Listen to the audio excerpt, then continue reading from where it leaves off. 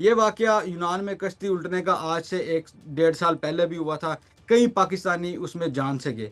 तो ये जो मौत का सफ़र है, जो आज तक कई ज़िंदगियाँ निगल गया है, ये मुफ्त का नहीं होता। कुछ लोग ये समझते हैं कि शायद जो लोग डंकी लगाकर जाते हैं, शायद चंद हज़ारों में, शायद चंद लाखों में चले जाते हैं। ऐसा नहीं है। लाखों रुपए दे के लोग जाते हैं। 30-30, 40-40 लाख लोग रुपए दे के अपनी मौत खरीदते हैं। 11 दिसंबर को ये 3 कश्तियाँ उस दिन निकली थी। लीबिया से जो एक 3 ये जो अगर मैं उनकी ज़ुबान में बोलूँ तो वो कहते हैं 3 गेमें निकली थी। ठीक है? ये हाँ वो जी। गेमों का नाम कहते हैं। तो 3 गेमें निकली थी जिसमें 3 कश्तियों में टोटल जो है वो 175 पाकिस्तानी सवार के बच इस दफ़ा 2 रूट सामने आए हैं। जो माज़ी में लीबिया कश्ती हादसा हुआ था, उसमें दुबई का रूट इस्तेमाल किया जाता था। दुबई से मिस्र और मिस्र से लीबिया जाया जाता था। ये अच्छा, चूँकि इस बाय दफ़ा मुख्तलिफ रूट इस इस्तेमाल हुआ दफ़ा है। रूट चेंज हुआ क्योंकि दुबई के यकीनन आपको भी पता है सख्तियाँ उन्होंने कर दी हुई हैं। हमारे नॉर्मल पाकिस्तानियों पर के वीज़े बंद है। वीज़े बंद हैं, तो वो 40 से ऊपर वालों के वीज़े लगते हैं और वो भी उनके लगते हैं जो बिज़नेसमैन स्टाइल के हैं, ठीक है? इस दफ़ा रूट ये हुआ जो बच्चे थे इनको उम्रे के वीज़े पे सऊदीया ले जाया गया। अब अच्छा, जिस अच्छा। तरह हमारा एक रहमान है 20 साला जलालपुर जट्टा का जो चक कमाले का रिहायशी है, वो भी यहाँ से पाकिस्तान से बाय एयर फ्लाई करता है उम्रे के लिए। उम्रे से फिर उसको बाय एयर ही लीबिया पहुँचाया जाता है कि इन्होंने कितने रेड बुक के मुल्ज़मान को सज़ा सुनवाई है और कितनी सज़ा सुनवाई है। ये बेसिकली एक मर्डर करते हैं, मैं इनको ये कहूँगा क्योंकि ये एक इंसानी जान को पैसे के एवज़ मार देते हैं। उनको पहले स्वान-ए-हाब बिल्कुल। दिखाते हैं और स्वान-ए-हाब दिखाने के बाद इनका बेहतर मुस्तकबिल दिखाते हैं कि हम तो आपको बाय एयर लेके जाएँगे, ये कर देंगे, वो कर देंगे और आगे जाके चूँकि लीबिया पे ये फेंक देते हैं। अब इसकी ट्रांज़ैक्शन जो है, वो बड़ी दिलचस्प होती है। इसकी ट्रांज़ैक्शन ना ही पीकेआर में होती थी, जो लीबिया कश्ती हादसे है, इस वाले की तो अभी 1-2 ये एजेंट पकड़ेंगे तो मैं भी अपनी इन्वेस्टिगेशन थोड़ी-सी करूँगा। मेरी भी इस पे चल रही है कि इस दफ़ा इन्होंने पेमेंट किस तरह की है। जो लीबिया कश्ती में पेमेंट्स हुई है, वो पेमेंट्स ना ही पीकेआर में हुई है और ना ही डॉलर्स में हुई है। वो पेमेंट जो है, वो वाया गोल्ड हुई है। अच्छा जी। यानी दुबई का सुनार और पाकिस्तानी सुनार आपस में मिले बैठे होते क्योंकि अब आप देखें लेट्स सपोज 25 लाख एक बच्चे का आप ले रहे हैं मिनिमम तो 25 लाख अब इतना ही आया, 25-25, 30-30 हाँ लाख, 35-35 25 लाख से लोगों ने दिए। मैक्सिमम जो आई है मेरे पास फिगर वो 30 से 32 लाख की इस दफा की आई है। अस्सलाम वालेकुम नाज़रीन, नया दौर के साथ मैं हूं सलीम अहमद और मेरे साथ मौजूद है अब्दुल सलाम साहब। आज हम गुफ्तगू करेंगे डंकी के मामले पर। नाज़रीन, एक और अफसोसनाक वाक़या हुआ है। यूनान में कश्ती उल्टती है और पाकिस्तानी जाँ बहक हो गए उसमें। ये वाक़या यूनान में कश्ती उल्टने का आज से 1 डेढ़ साल पहले भी हुआ था। कई पाकिस्तानी उसमें जान से गए। तो ये जो मौत का सफ़र है, जो आज तक कई ज़िंदगियाँ निगल गया है, ये मुफ्त का नहीं होता। कुछ लोग ये समझते हैं कि शायद जो लोग डंकी लगाकर जाते हैं, शायद चंद हज़ारों में, शायद चंद लाखों में चले जाते हैं। ऐसा नहीं है।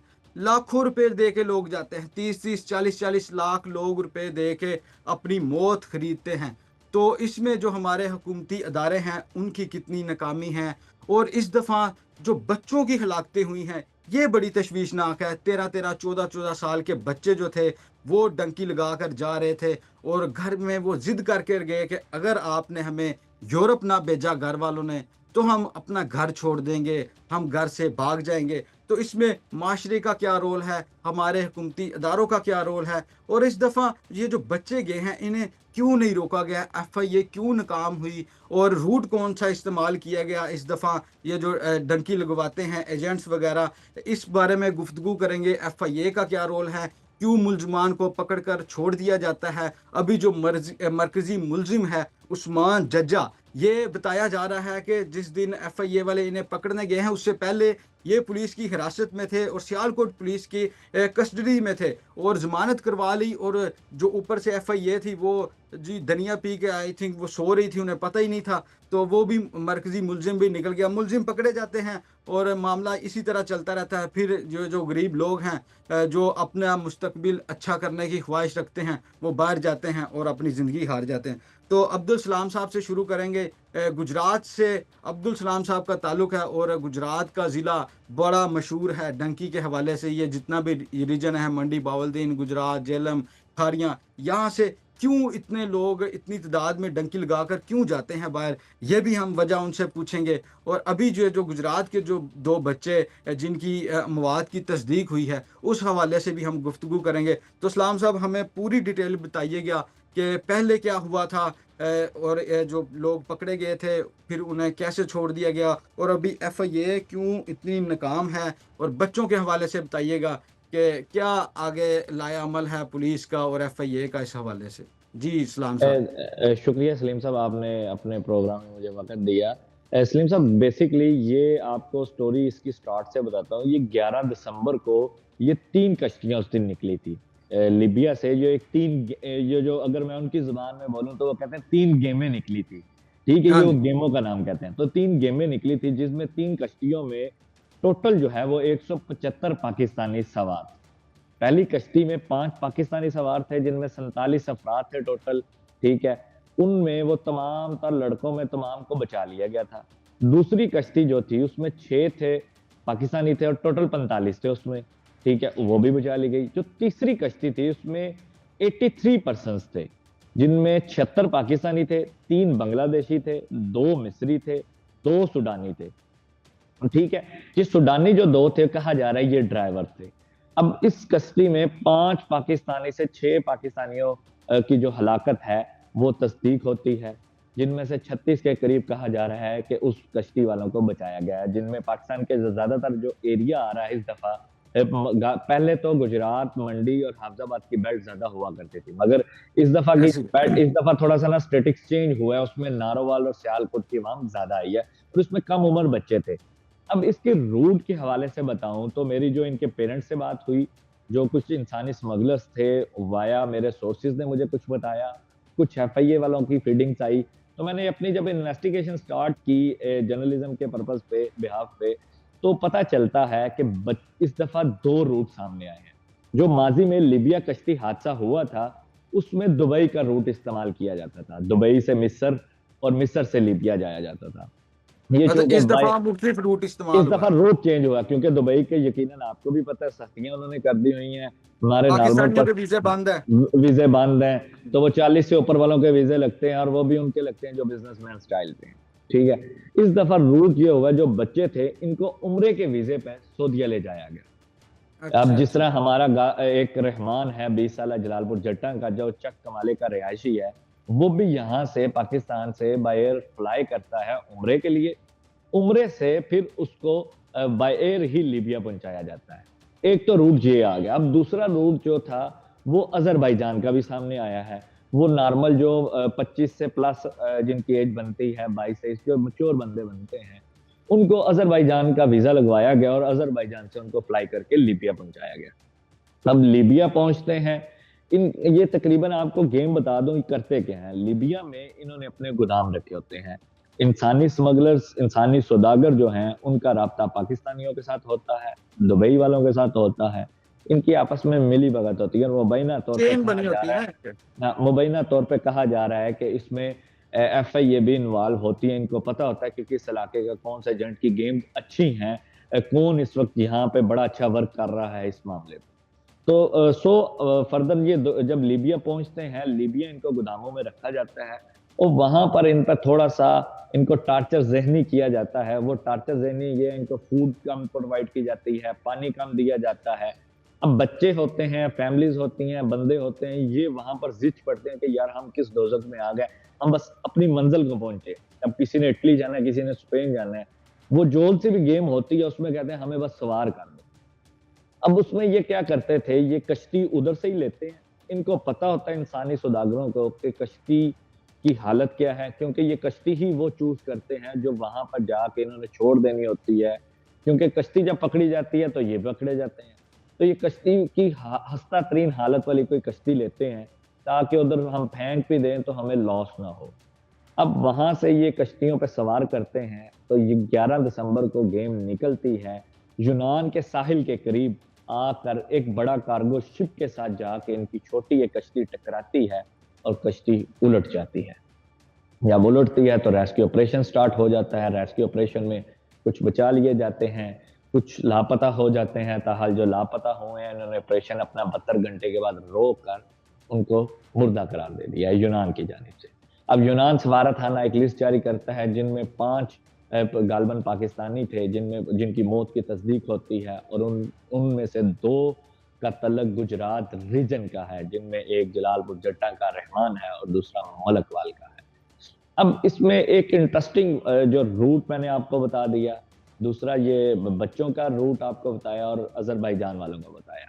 अब एफआईए ने रवां साल इस साल में 230 से 40 के करीब इंसानी स्मगलर्स को पकड़ने का दावा किया है।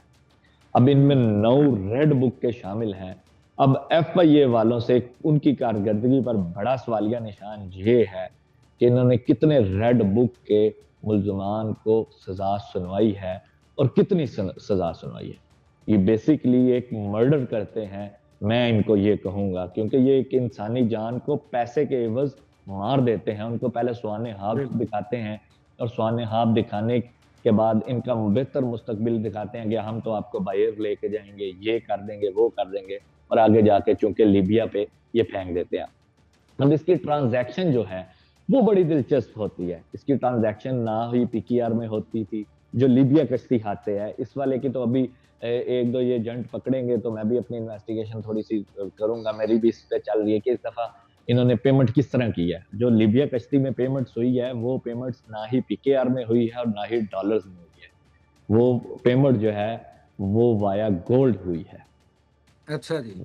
यानी दुबई का सुनार और पाकिस्तानी सुनार आपस में मिले बैठे होते, क्योंकि अब आप देखें, लेट्स सपोज 25 लाख एक बच्चे का आप ले रहे हैं मिनिमम, तो 25 लाख अब इतना ही आया, 25-25, 30-30 हाँ, लाख, 35-35 25 लाख से लोगों ने दिया। मैक्सिमम जो आई है मेरे पास फिगर वो 30 से 32 लाख की इस दफा की आई है। जो लीबिया वाला था, उसमें जो लीबिया कश्ती हादसे हुई थी वो भी इतनी थी, 25 की गेम चल रही थी। अब वो वाया पीकेआर और डॉलर्स नहीं होती, वो वाया गोल्ड होती है। और वाया गोल्ड कैसे होती है? वो इस तरह होती है कि क्योंकि आप बड़ी अमाउंट को जब किसी अनदर कंट्री में करेंगे तो लीगल ट्रांजैक्शन करनी है, तो उसके लिए आपका चेक एंड बैलेंस हो जाएगा। एफआईए फिर बिल्कुल। इन्वॉल्व हो जाएगी। फिर आपके पास वो इनकम टैक्स वाले, एफबीआर वाले ज़रा वो अपने कान खड़े कर लेते हैं कि यार इसके पास तो बड़ा पैसा है। तो वो ये क्या करते थे, सुनार जिस तरह अपनी एक गोल्ड की ट्रांजैक्शन गोल्ड अपना मंगवाते हैं और यहाँ से भेज देते हैं। वो इस तरह होते थे। यहाँ से 25 लाख पहुँचते थे, सुनार ओके करता था। सुनार यहाँ से वो उधर गोल्ड बेचता था, वो ओके करता था लीबिया वालों को और लीबिया वाले आगे से उसको शिप पे सवार कर देते। ये इनका एक मेथड था। अब इस दफ़ा का इन्होंने क्या तरीका अपनाया है, वो उसके कुछ मुहरक़ात जो हैं, वो अभी पता लगने बाकी हैं, लिहाज़ा वो मैं आपको अगली स्टोरी में आपकी बता दूँगा कि इन्होंने क्या किया है। अब बच्चों का मैंने आपको बता दिया। अब एफआईए के पूरे जो आपका गुजरात रीजन है, एफआईए गुजरात रीजन, जिनमें मंडी, हाफजाबाद, गुजरात के इलाके शामिल हैं, ये 3 ज़िले हैं। अब 3 ज़िले की 90 लाख के करीब आबादी बनती है और उस 90 लाख की आबादी के लिए सिर्फ 9 एफआईए के गालबन तफ्तीशी अफसर बताए जा रहे हैं हमारे ज़राए से। अब ये 9 अफ़सर है, जो इतना बड़ा नेटवर्क है, पूरी दुनिया में फैला हुआ है। और ये जिस रीजन की आप बात कर रहे हैं, जिस रीजन से आपका ताल्लुक है और मेरा ताल्लुक है, और हमें पता है यहाँ से कितने सैकड़ों, हज़ारों की तादाद में लोग डंकी लगाते हैं। तो इससे हुकूमत की जो संजीदगी है, वो हमें ज़ाहिर होती है, एफआईए की संजीदगी ज़ाहिर होती है कि इतने बड़े रीजन के लिए सिर्फ 9 तफ्तीशी अफसर है। बिल्कुल ऐसा ही है। ये अब अलमिया नहीं है रोड। इसमें ये इस एक तो बड़ा अलमिया एफआईए का है। एफआईए कुछ कर नहीं पाती। एफआईए को बहुत सारे शिकंजे हैं। एफआईए का एक सबसे बड़ा इसमें अगर अब मैं कह दूं कि एफआईए अकेली कसूरवार नहीं है, इसमें कसूरवार उतने ही वालिदैन हैं। लेट्स सपोज मेरा आपका भाई बहन कोई भी जाता है, मेरा कोई चचाजाद भाई जाता है, कोई भी जाता है, let's suppose last time Libya कश्ती में भी ये चीजें एफआईए को बड़ी फेस करनी पड़ी। इस दफा यूनान कश्ती हादसे में वही चीजें फेस करनी पड़ी। ये जो इंसानी सौदागर हैं, ये बड़े ही ये समझदार होते हैं। ये क्या करते हैं जब इनको हमसे ये, क्योंकि हमें खबर आने तक, क्योंकि एक बॉर्डर है 3-4 मुल्कों के बाद हमें खबर आती है कि ये हादसा हो गया है, या यूनान वाले हमारे साफी भाई हैं, वो हमें कुछ चीजें डाटा शेयर कर देते हैं कि भाई आपकी कश्ती हादसा हो गया, गुजरात कितने हैं, वो हमारे आपस में राब्ता होता है। एफआईए वाले क्या, ये जो इंसानी सौदागर हैं, ये क्या करते हैं, ये जैसे इनको पता चलता है इनकी कश्ती की में फलां फलां बच्चा डूब गया है, मर गया है, तो ये फौरी अगर 25 लाख लिए ना, तो 25 में से ये 20 या 16 लाख या 15-17 लाख उसको वापस कैशबैक कर देते हैं। ताकि उसके लवाहिकीन को कहते हैं आपका बच्चा तो था, वो रब की है, वो चला गया है, लेकिन ये पैसे आप रखें बस। अब वो फैमिली थोड़ी-सी उस पे कूल डाउन हो जाती है, चलो हमारा बच्चा चला गया, हमारे कानूनी लाइफ में कार्रवाई ना करें, कानूनी सुनो नहीं, कार्रवाई नहीं करें। अब जब एफआईए वाले उनके पास जाते हैं कि ये कौन-सा था एजेंट, तो वो कहेंगे हमें तो पता ही नहीं है, हमारे बच्चे ने सारा बुक किया था, वो तो हमें बता के ही नहीं गया। लेट्स सपोज़ जब एफआईए वाले उन पे दबाव डालते हैं कि हम आप पे भी कार्रवाई करेंगे कि आप इल्लीगल माइग्रेशन कर रहे हैं, तो वो फिर क्या करेंगे, वो फिर मोज़िन इलाका को डालेंगे, फिर मोज़िन इलाका क्या करेंगे, एक फर्ज़ी 2-3 नाम दे देंगे उनको, जिनका ना सर होगा, ना पाँव होगा। और एफआईए वाले ढूँढते-ढूँढते, मारते-मारते उन्हें फिरते रहेंगे। अब 28 के करीब इंसानी सौदागर आज भी आज़ाद हैं, जो बड़े काम कर रहे हैं, ना सिर्फ़ पाकिस्तान बल्कि लीबिया में, दुबई में, दीगर ममालिक में वो बैठ के कर रहे हैं। ये एक बड़ा नेटवर्क है, मेरी और आपसी समझ से बालातर है और एफआईए इसको समझती है। एफआईए अगर चाहे, स्टेट चाहे तो क्या कुछ नहीं कर सकती। ये हर साल जब बिल्कुल। कश्ती डूबती है, तो हमारे पीएम साहब का भी एक बयान आता है, हमारे जो मिनिस्टर्स हैं, उनका भी बयान आता है, बड़ा ज़ुल्म हो गया। मगर ये नौजवान रुकते भी नहीं हैं और ये एफआईए इनको रोक भी नहीं पाती। एफआईए के लास्ट टाइम एफआईए के एक डिप्टी डायरेक्टर थे तारक मसूद साहब, वो हालिया गुजरात में जब ये लीबिया कश्ती हादसा हुआ, तो जब एक-एक घर से 2-2 3-3 जनाज़े उठे, तो उन्होंने इंसानियत उनके अंदर जागी, तो उन्होंने एक बड़ा काम किया था, वो गालबन इस दफ़ा फिर नहीं कर रही एफआईए। वो ये था कि जो इंसानी सौदागर ये इस धंधे में मुलव्वस थे, वो उनके अकाउंट सीज़ कर देते थे, ना सिर्फ़ उनके बल्कि उसकी अहलिया के, उसके बच्चों के, उसकी बीवी के, उसके रिलेटिव्स के अकाउंट सीज़ कर देते थे।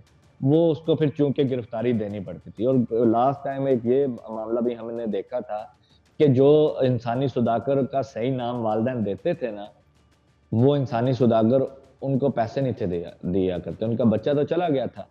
तो फिर एफआईए वाले अपने मुबैना तौर पर अपने सोर्स लगाकर उसको पैसे वापस दिलवा कर उसको फिर गिरफ्तार करके तो उसको सज़ाएँ दिलवाते ले। लेकिन इस पे एक हमें बड़ा लम्हा फ़िक्रिया ये है कि एक तो जुडिशियल सिस्टम हमारा को भी चाहिए कि ये इन पे कोई दहशतगर्दी की दफ़ात लगाएँ या इन पे कोई एक कत्ल की कोई संगीन दफ़ात लगाएँ कि इनकी कोई 10-10, 12-12 साल से बड़ी सज़ाएँ हों, किसी को उम्र से कैद की सज़ा हो। अभी तक ना आपने सुना है, ना मैंने सुना है किसी रेड बुक के लीबिया कश्ती हादसे में किसी को सज़ा हुई हो। ये बिल्कुल। एफआईए के लिए करना चाहिए। दूसरी अच्छा। चीज़ जी, जी। अब्दुल सलाम साहब, मुझे ये जो कशी हादसा ये वाला जो अभी हुआ है, इसका जो मरकज़ी मुलज़िम है, उसकी भी ज़रा कहानी सुनाएँ ना अवाम को। वो कैसे पुलिस की हिरासत से कैसे भाग गया? वो पुलिस ने पकड़ा हुआ था, एफआईए को भी पता चल गया कि ये मरकज़ी मुलज़िम है। एफआईए ने उसे गिरफ्तार ही नहीं किया, वो ज़मानत लेता है और भाग जाता है। ये क्या स्टोरी है?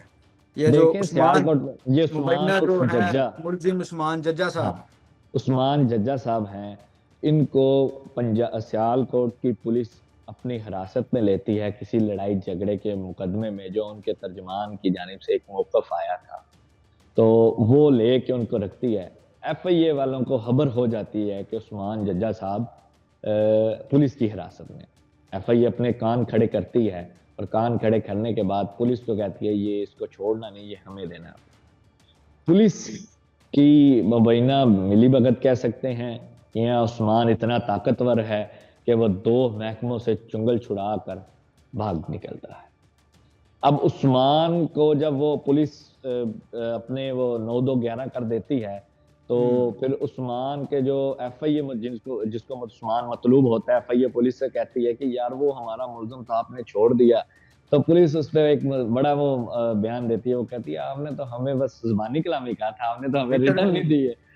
तब वो रिटर्न में नहीं था तो चूँकि वो कुछ कर नहीं थे सकते और एफआईए उस पे बड़ी 2 अदारों के दरमियान ज़रा-सी होती है आपस में सर्दी-गर्मी होती है। तो अब उसका कहा जा रहा है कि एफआईए उसके बिल्कुल नज़दीक पहुँच चुकी हुई है, एफआईए की हिरासत में आने वाला है। अब जब उसको पे शिकंजा डल जाएगा तो फिर पता चलेगा कि उस्मान जज्जा ये हर दफ़ा क्या करते हैं एफआईए, मुझे आपको एक बड़ा नाम दे देंगे कि ये मरकज़ी मुल्ज़िम है और ये सारा कुछ करा रहा था। क्यों नहीं ये लीबिया वालों को पकड़ते, क्यों नहीं ये दुबई वालों को पकड़ते, क्यों नहीं इंटरपोल का सहारा लेकर इसको करते, हमारा क्यों नहीं टीवी चैनल्स इसको उठाते। टीवी चैनल्स को भी इस दफा हमारे बड़े बाबुओं ने कहा था कि जरा इस पे थोड़ा सा करें, ये पाकिस्तान की के लिए बड़ा एक है चैलेंज, थोड़ा सा करें। तो हमारे टीवी चैनल्स ने भी देखे क्या किया इस पे, कुछ नहीं किया। हम आज अब भी इसमें चाह रहे हैं। इसमें ये जैसे आप बात कर रहे हैं ना कि सिर्फ जो पाकिस्तान में कुछ लोग पकड़े जाते हैं, जो इनके आगे एजेंट होते हैं वो भी इनके अपने भाई, जैसे इस कश्ती हादसा में ये जो लीबिया में यूनान में जो ऑपरेट कर रहे थे, वहां पे लीबिया में खुरम जज्जा थे, ये इनके भाई हैं वहां पे, उस्मान जज्जा के भाई हैं वहां पे, जो आगे जो बंदे पहुंचवा रहे थे। तो ये रेड पोल से इंटरपोल से क्यों नहीं पकड़े जाते, ये अलमिया है वाकई। और इसमें जो अदारों की गफलत है वो हमें दिखाई देती है। और जैसे सही बात की आपने कि कभी नहीं दिखा कि फलां जो इंसानी स्मगलर था उसे इतने साल कैद की सज़ा हो गई, जमानतों पे ये बंदे छूट जाते हैं, और जब फिर कोई ना कोई कश्ती का हादसा होता है और बयान जारी कर दिया जाता है और अफसोस कर दिया जाता है, और उसके बाद मामला खत्म। बिल्कुल, बिल्कुल ऐसा ही है। लेकिन इसमें एक ये है कि हमारे नौजवानों को, हमारे यंगस्टर्स को, हमारी फैमिलीज़ को ये समझने की ज़रूरत है, ख़ास तौर पे गुजरात, हाफ़िज़ाबाद और मंडी बहाउद्दीन की बेल्ट में ये होता क्या है? अब ये एक समझ लें कि एक दिखावे का कल्चर जो है, जो डेवलप हो चुका हुआ है। ये उसमें इसी पे मैं ना ये थोड़ा सा ऐड करूंगा, आप उसे फिर कंटिन्यू कीजिएगा। ये जो लोग इस साइड वाले हैं ना, मतलब हमारे रीजन से हटकर, शायद उन्हें इतना नहीं पता। अगर आप जाएं झेलम, गुजरात, खारियां, मंडी बहाउद्दीन, आप लोगों की चकाचौंध देखेंगे वहां पे, जो बाहर बैठे हैं, बड़ी बड़ी कोठियां डाली हैं उन्होंने, जैसे वो शादी ब्याह करते हैं। जैसे अभी भी हमारे यहाँ पिछले जो यूट्यूबर थे उनकी शादी पे जो कुछ दिखाया गया, तो ये इन चीज़ों को ये भी चीज़ें इन्वॉल्व है, ये लोगों को करेज करती हैं। ये कहते हैं कि हमारी भी इतनी बड़ी कोठी होनी चाहिए, ठीक है, हमारा भी घोड़ों का अस्तबल होना चाहिए। पिछली दफ़ा देखा जो पिछली कश्ती हादसा था वहाँ पे, जो खारियाँ का था आई थिंक, वो बंदा उसने बोला कि मेरा जो हमसाया था उसके मेरा बेटा देखता था कि उसका घर इतना बड़ा है, उसने घोड़े रखे हैं, वो लाखों रुपए घोड़ों पर खर्च करता है। तो इस पर आप पैगाम दें अपने जो इलाके के लोग हैं जो बाहर बैठे हैं, कि जो जो इतनी नमूदो नुमाइश करते हैं उस वजह से लोग फिर उतना कमाने के चक्करों में अपनी ज़िंदगी गंवा देते हैं। तो ये बिल्कुल, एक बिल्कुल। मैसेज जाना चाहिए कि अपने अपने खासकर इलाके के नौजवानों के लिए आप कोई मैसेज दें कि इस तरह अपनी जान पर खेल कर ना जाएं, और भी तरीके हैं बाहर जाने के, पैसा कमाने के। बेसिकली हमारे मुल्क में एक अलमिया ये है, हम लीगल माइग्रेशन को माइग्रेशन समझते ही नहीं है। हम लीगल माइग्रेशन भी आप अपनी वो पूरी करें तकाज़े, तो आप जाएँ। लेकिन हम कहते हैं नहीं यार असी बाहर ही जाना है, ते जाना भी यूरोप ते इटली ते स्पेन है। अब हम्म। होता क्या है, लास्ट टाइम मैंने जब लीबिया कश्ती हादसा हुआ था, तो उसमें भी यही हुआ था कि एक टांडा वाली साइड का एक नौजवान था, उसकी वेल सेटल्ड फैमिली थी, उसके वालिद का दुबई में बड़ा अच्छा बिज़नेस था। उधर उनके बड़ा बड़ा बड़ा वेल बिज़नेस था। तो वो दुबई गया, दुबई से उसने एजेंट हायर किया और वो चला गया और अपनी मौत की वादी में और इस बेरहम समुंदर की लहरों की नज़र खो गया। लेकिन वो क्या, उसके वालिदैन अब अफ़सोस करने के अलावा कुछ नहीं कर सकते। गुजरात की जो मंडी की और हाफ़िज़ाबाद की और झेलम की और खारियाँ की जो बेल्ट है, ये इसमें एक कल्चर ऐसा है। अब लेट्स सपोज़ मेरे से पहले एक बच्चा गया होता है, तो वो अपनी सुकून की ज़िंदगी गुज़ार रहा होता है वहाँ पर यूरोप में। जो बाद में जाता है डंकी लगाकर, वो 1 साल में पैसे वापस करता है। एक तो वो 25-26 लाख जो उसने दिए होते हैं एजेंट माफिया को, वो दे के, वो फिर अपने पेरेंट्स को 10-15 लाख और बड़े करोड़ों रुपए वहाँ से कमाने के बाद, क्योंकि नॉर्मली अगर आप इटली में काम करते हैं, तो आपको 1 मंथ में आप इज़िली बासानी 4-5 लाख रुपए बासानी कमा सकते हैं। तो वो वहाँ से वो कमा के भेजते हैं और वो कहता है कि तुसी अब्बू जी कोठी पाओ। वो हम्म। 4-5 मंजिले की वो कुछ के एकड़ों पे कोठी बनती है। वो कहता है हुण हाली कोठी ते गल नहीं, हुण मेरा अब्बा जेह्ड़ा है ਉਹ ਵੀਗੋ ਡਾਲੇ ਤੇ ਹੋਏ, ਫਿਰ ਉਹ ਵੀਗੋ ਡਾਲਾ ਵੀ ਆ ਜਾਂਦਾ ਹੈ। ਫਿਰ ਉਹ ਜਿਹੜਾ ਪਹਿਲੇ ਗਿਆ ਹੁੰਦਾ ਹੈ, ਉਹਦਾ ਵਾਲਿਦ ਉਹਨੂੰ ਫ਼ੋਨ ਕਰਕੇ ਕਹਿੰਦਾ ਕਿ ਯਾਰ ਉਹ ਤੇਰੇ ਵਾਧੂ ਗਿਆ ਤੇ ਉਹਨੇ ਇੰਨਾ ਕੁਝ ਪਿੱਛੋਂ ਆਇਆ ਅੱਗੇ ਲੰਘ ਗਿਆ। ਉਹ ਅੱਗੇ ਕਰ ਗਿਆ। ਉਹ ਕਹਿੰਦਾ ਅੱਬਾ ਜੀ ਗੱਲ ਹੀ ਕੋਈ ਨਹੀਂ, ਉਹਨੇ 1 ਏਕੜ ਤੇ ਪਾਈ ਹੈ, ਤੁਸੀਂ 2 ਏਕੜਾਂ ਤੇ ਪਾਓ ਕੋਠੀ। ਤੇ ਤੂੰ ਉਹਨੇ ਵੀਗੋ ਲਿਆ, ਤੁਸੀਂ V8 कढाओ। अब इससे 2 चीज़ें बनती हैं, एक तो इनकी आपस की रेस चल पड़ती है। अब रेस से गुजरात के अंदर क्राइम बढ़ता है। अब ये इफेक्टिव पूरा ग्लोबली, अब अगर आप देखें ना, एक तो इलीगल माइग्रेशन ये कर रहे हैं सारे। तो इलीगल माइग्रेशन के बाद ये गुजरात के लिए भी इफेक्टिव है। गुजरात में जब इसका क्राइम रेशियो बनती है, ये आपस में एक दूसरे को मारते हैं, कत्ल करने पे आ जाते हैं, फिर यही नमूदो नुमाइश शुरू हो जाती है। जब ये टिकटॉक्स पे करते हैं, जब दूसरे करते हैं कि यार हो गया है तो कोई नहीं, 4 दिन दे हिजर सी उन्हें कट लिया ते हूं उत्थे बड़ा सुकून नाले उन्हें ब्याह भी उत्थे कर लिया, सुकून दी जिंदगी गुजारा है। तो ये चीजें इफेक्ट करती हैं। लेकिन ये है, वो हम कहते हैं कि बस नहीं, हमने बाहर ही जाना है। वो देखे ना, वो मेरा दोस्त क्या है तो उसने आके इतना कुछ सेटल कर लिया 1-2 सालों में, तो मैंने वो करना है। जो हमारे अंदर की है ना एक वो चंद दिनों में हम अमीर होना चाहते हैं, तो वो ये वे यूज करते हैं। लेकिन ये हमारे लिए भी एक लम्हा फ़िक्रिया है, उनके लिए भी लम्हा फ़िक्रिया है। ये सोचना चाहिए वालिदैन को भी, उन बच्चों को भी सोचना चाहिए जो वालिदैन को इस पे ज़िद करते हैं कि नहीं यार बाहर ही जाना है, बाहर के अलावा कोई नहीं है। अब लीगल माइग्रेशन करें। अब लीगल माइग्रेशन में ये है कि आपको टाइम लग जाता है, हम टाइम टेकिंग की तरफ जाते सब नहीं हैं। ये थोड़े से इश्यूज़ हैं। हाँ। जी, तो नाज़रीन, अब्दुल सलाम ने आपको पूरी डिटेल बताई, ये जो अभी कश्ती हादसा हुआ है, उस पर हुकूमती अरकान जो है, हुकूमत कितनी संजीदा है, एफआईए की क्या कारकर्दगी है। उन्होंने बताया कि सिर्फ 9 तफ्तीशी अफसर हैं। ये मैं सुन के बड़ा ही हैरान हुआ कि इतना बड़ा रीजन, और जहाँ के पूरे पाकिस्तान में अगर देखा जाए सबसे ज़्यादा यहाँ से ही जाते हैं, डंकी वाला जो सीन है इधर से ही है, ये इसी रीजन में है, और सिर्फ 9 तफ्तीशी अफसर हैं। ये 9 बंदे क्या करेंगे और किन को पकड़ेंगे, किन से तफ्तीश करेंगे, ये आपके सामने है। ये दूसरा, ये ये देखें ना, अगर 9 तफ्तीशी अफसर हैं, एक ज़िले की आबादी आप गुजरात की 32-33 लाख को टच कर रही है इस वक़्त। तो 30 लाख आबादी के लिए 3 हो गए, 10 लाख आबादी के लिए 1 हो गया, यानी 10 लाख आपका डंकर बाहर जा रहा है, लेके जा रहा है। तो एक बंदा उसको तफ्तीश करेगा, अब वो तफ्तीश के लिए गुजरात अदालत में जाएगा, वो उसको नए को पकड़ने जाएगा, वो उसका बाकी लीगल करेगा। ये चीज़ें हमारे लिए भी हैं, थोड़ा-सा इसको वसी किया जाए एफआईए को। अब गुजरात में एफआईए का साइबर क्राइम विंग ही नहीं है। अब हुँ, ऑनलाइन बहुत सारी चीज़ें हैं, ये एजेंट भी ऑनलाइन हो चुके हुए हैं, जहाँ से इनको ट्रेस किया हाँ, जा सके, सोशल इनके मीडिया पर ग्रुप्स हैं, बड़ी बहुत पड़ी है, सारी हैं, हर भरी पड़ी हैं। सोशल मीडिया अब प्लेटफ़ॉर्म जिस पर पड़ा है। अब जिसने भी है साइबर क्राइम की एप्लीकेशन देनी है, उसने यहाँ से तो पहले किराया लगाना है और गुजरांवाले जाना है। अब गुजरांवाले क्या करते हैं, वो इसको लटका देते हैं, हमारे पास इतना है, ये है, वो है। जब आप बड़े बाबू की कॉल करवाते हैं, तो वो बड़े बाबू साहब का फिर फ़ोन जो है वो उसी वक़्त हरकत में आता है, तो वो फिर काम शुरू हो जाता है। तो फिर आप बड़े बाबू को कितनी दफ़ा तंग करेंगे?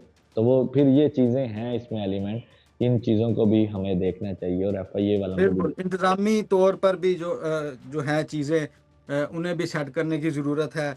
और एजेंट तो हैं कसूरवार, इसमें हमारा माशरा भी कसूरवार है, कसूरवार हैं, हमारे बच्चे, हमारे वालिदैन कसूरवार हैं, और बच्चे जो ज़िद कर जाते हैं और वालिदैन उनके सामने बेबस होते हैं। और साथ ही साथ नाज़रीन, जो हुकूमती इदारे हैं उनकी भी गफलत शामिल है। पूरे एक माशरे की ये एक क्या लें कि कलेक्टिव जो है ज़िम्मेदारी है कि इसको देखें, इस मामले को, अपने जो बच्चे हैं उन्हें भी समझाएँ, और हुकूमत को भी चाहिए कि ये जो मौत के सौदागर हैं, जो लोगों की ज़िंदगियाँ बर्बाद कर रहे हैं, एक अच्छा मुस्तकबिल देखने के ख्वाब में लोग अपनी जान ही गँवा बैठते हैं, फिर उस मुस्तकबिल का क्या करना? यही अगर आप थोड़ी मेहनत कर लें, अच्छे तरीके से जाएँ, लीगल तरीके से जाएँ, जितने पैसे यकीन करें ये यहाँ पर भरते हैं डंकी लगाने के लिए 25-25, 30-30 लाख, यही अगर आप दूसरे तरीके से जाएँ, तो इतने ही पैसों में चला जाता है बंदा। बाहर स्टडी वीज़ा पर भी ज अच्छा, कोई पढ़े लिखे भी लोग होते हैं, जिन्होंने स्टडी भी कर रखी होती है, वो भी डंकी लगा रहे होते हैं। अगर वो प्रोसेस को फ़ॉलो करें, और कहीं तो स्कॉलरशिप पे भी आराम से जा सकते हैं। तो ये है कि हमें ये सोचने की ज़रूरत है, और पूरे माशरे की सारी चीज़ें आ जाती हैं इसमें, हुकूमत, अदारे, वालिदैन शामिल हैं, और बच्चे भी शामिल हैं। इन सब को अपना जो है इस मामले में देखना चाहिए, और सबसे बड़ी जो ज़िम्मेदारी है वो हुकूमत की है कि इन जो एजेंट्स हैं इनके खिलाफ जो शिकंजा है वो सख्त करें, और एक अलहदा सेल बना दें, एक अलग फ़ोर्स बना दें। जितना ये अलमिया होता है, जितने लोग हर साल मौत के मुँह में चले जाते हैं पानी की बेरहम लहरों में, तो उसको रोका जाए। तो नाज़रीन, अब्दुल सलाम के साथ मुझे दीजिए इजाज़त। अपना ख़्याल रखिएगा। अब अगर कोई और टॉपिक होगा गुजरात के हवाले से ख़ासकर, तो हम सलाम साहब आपको फिर तकलीफ़ देंगे। आपका शुक्रिया। अल्लाह हाफिज़।